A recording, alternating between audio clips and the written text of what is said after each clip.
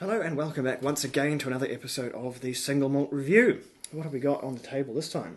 Well, today it's quintessentially Speyside, one of the proudly independent distilleries in Glenfarclas, the 18-year-old this time. Glenfarclas, a long-running tradition of a predominantly sherry matured whiskey. Long-running tradition of really good whiskey, Yes. if you ask me. Glenfarclas always been independent since its very, very early years. After the whole Patterson's debacle, it decided never going to make that mistake again, and so it's been independent for a very, very long time. I don't know that story. This is the right time and place the for you Patterson to story. reveal it. Well, I'm not a Patterson's debacle expert. I really only know about the parrot, which, if you ask me, is the most important part. But this was almost the turn of the 1900s, I think. So it was a very, very long time ago. I may be off by several decades. Someone can correct me if they have better info on this than I do. But Patterson was a guy in Scotland who was getting well into the blended market, blended whiskey, and he was selling a great deal of it. And it was very, very popular at this time because it was when sort of cruise ships and things were taking off.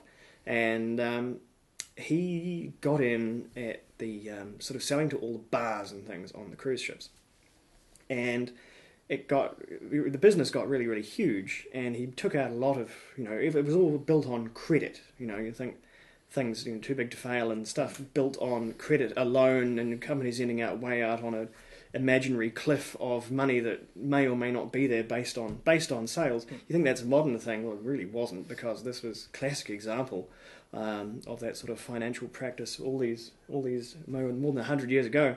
And so the Patterson's parrot, which is my always favourite part of the story, is they were looking for ways to advertise the brand. And they had men in the bar, they had posters, they had everything else, and they thought, well, what else could we do in an age before television?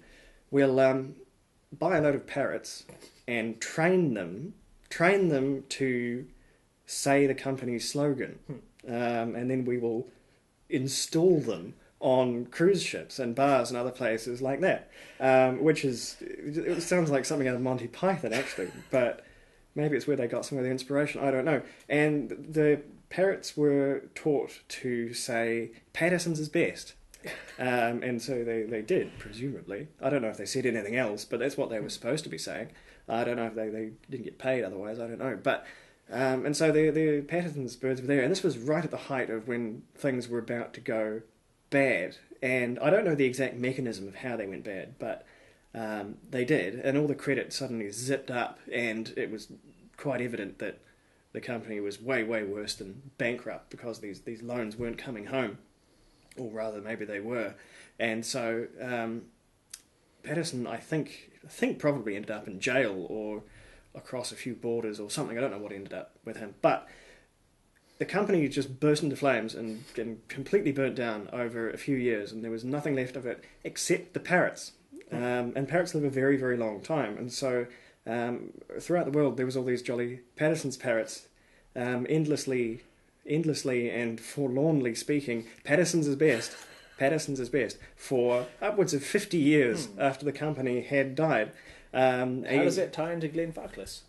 Well, Glenfarclas was tied up with the whole lot at the beginning, and very, very nearly went down with that ship. Right. And so ever since they were the whatever incarnation of Mr. Grant has been at the helm, and there has been many over the years, they've been very, very cautious of any kind of ownership. So they're fiercely, fiercely independent to this day, and unless something very, very drastic happens, I think they always will be. So we'll call that an aside, and get on with the whiskey, I suppose.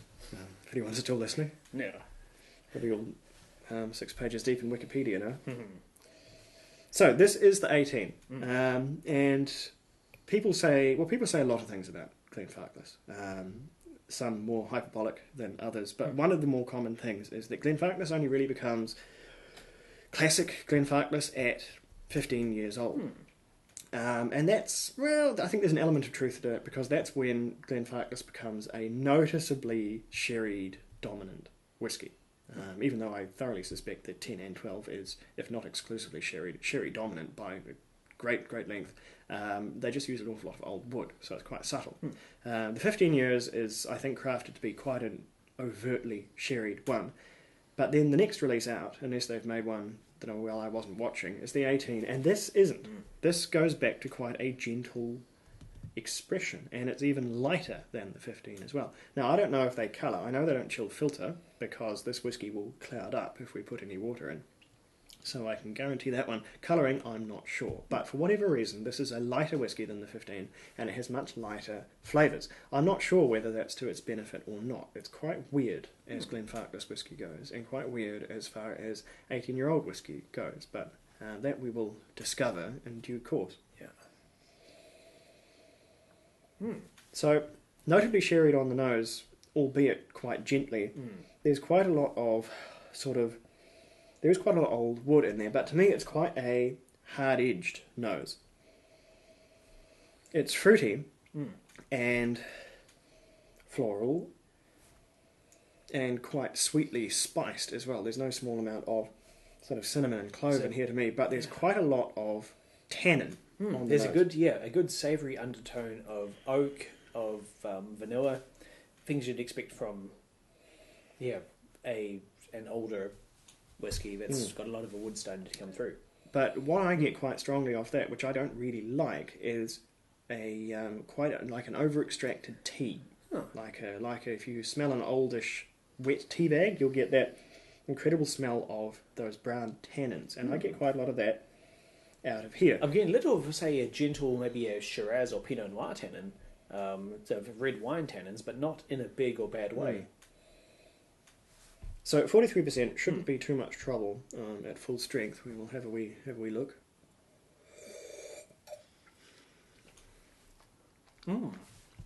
That is good. It's got some fire and a little bit of a kick. A lot of some gentle fruits and not insignificant sweetness. A lot of grains. I think like hot, freshly baked, grainy oaty bread with raw honey smeared on it. There is a sort of a grainy, almost seediness. Yeah, in toasted there. Pumpkin seeds And quite a lot of old wood, like almost a tired sherry wood character. When sherry wood calms down, it gives quite subtle flavours there. Yeah. But you say the kick there, that's really what I get out of it. It's got quite a huge spirity firiness to it, which is weird for an 18-year-old. And a bit of a creamy and nutty component. It's reminding me of an aged cheddar. In fact, this would go phenomenally with freshly baked bread and a rich ploughman's lunch. I would certainly eat it with aged cheddar. I don't know if I can actually ascertain any cheese in there to speak of. No, it's not. But it doesn't. It doesn't really taste of cheese, but it's got some kind of a little bit of creaminess and a bit of a nuttiness, which you get from a crumbly, slightly dry cheddar. A little bit of that rind too. Nuttiness I can agree with. There's not an insignificant amount of almonds, quite a heavily toasted almond.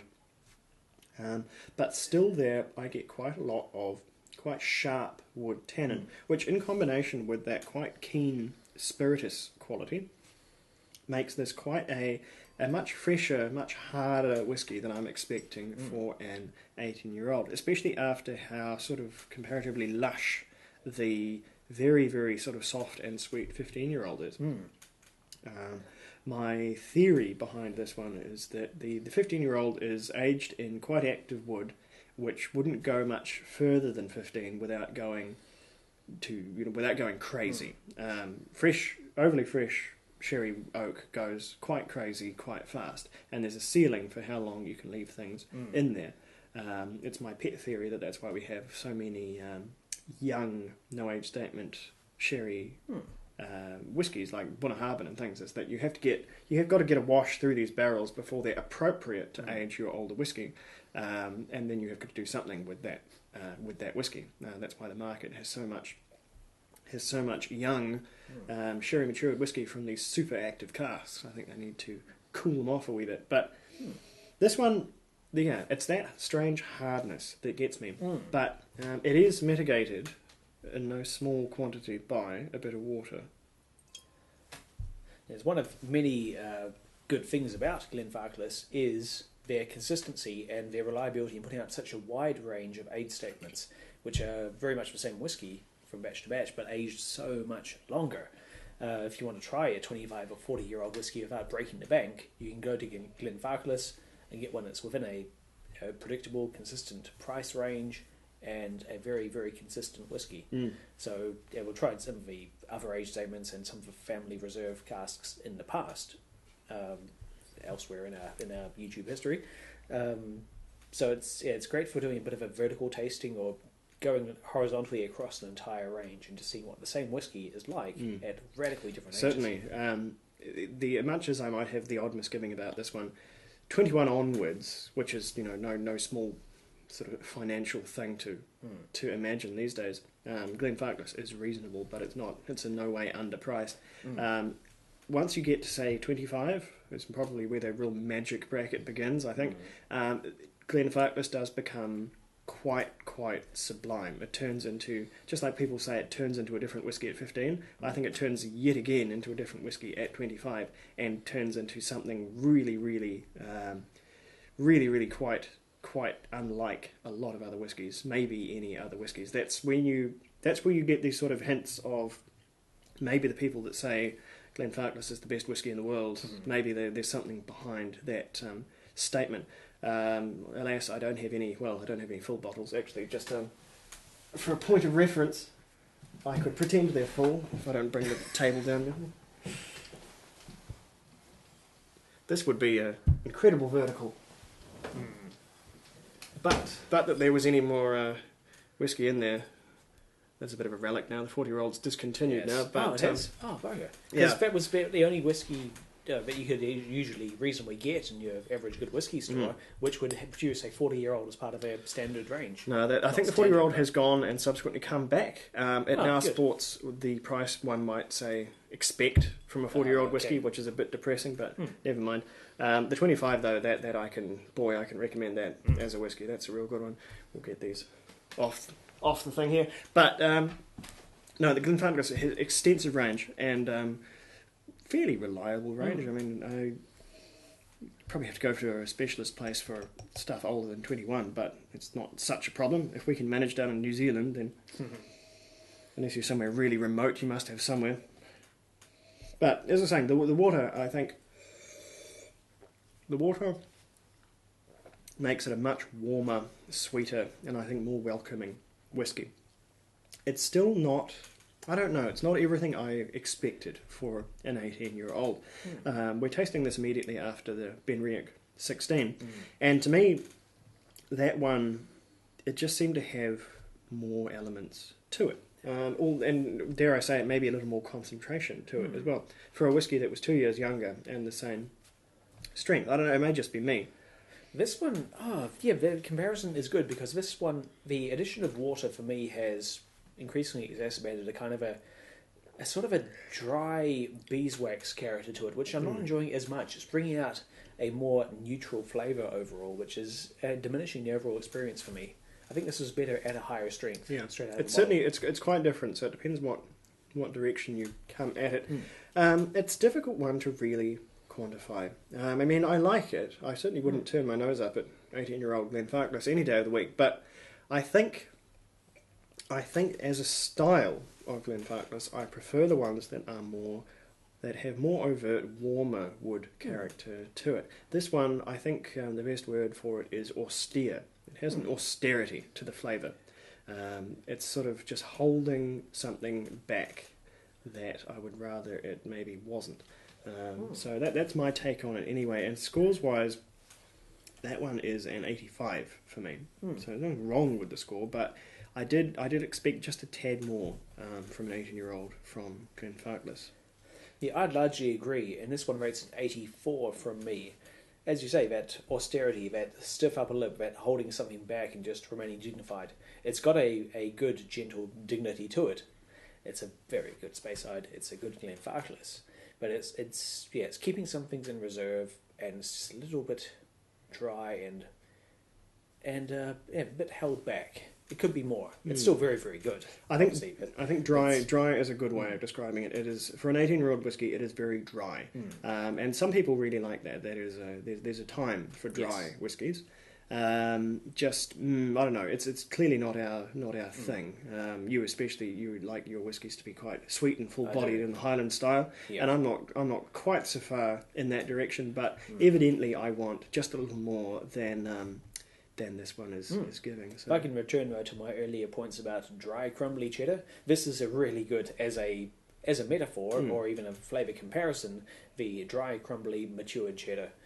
I'm a man who likes a bit of cheese now and then. Sometimes I like a bit too much cheese, and this whiskey is reminding me very much of that. So, hey, if you look at something that should go in that direction, then absolutely can't fault it. This one is a duty-free bottle, and that's quite a good place to get it because you tend to get that extra 350 mils free, or or you get a 250 full even, litre instead of 3/4 of a litre. So look for it there. Yes. In the meantime, we will look for something just a wee bit different. Maybe I think it might be time for another bourbon. Oh, yeah, I think time to get contentious with another bourbon. Anyway, Slanger, we will catch you then.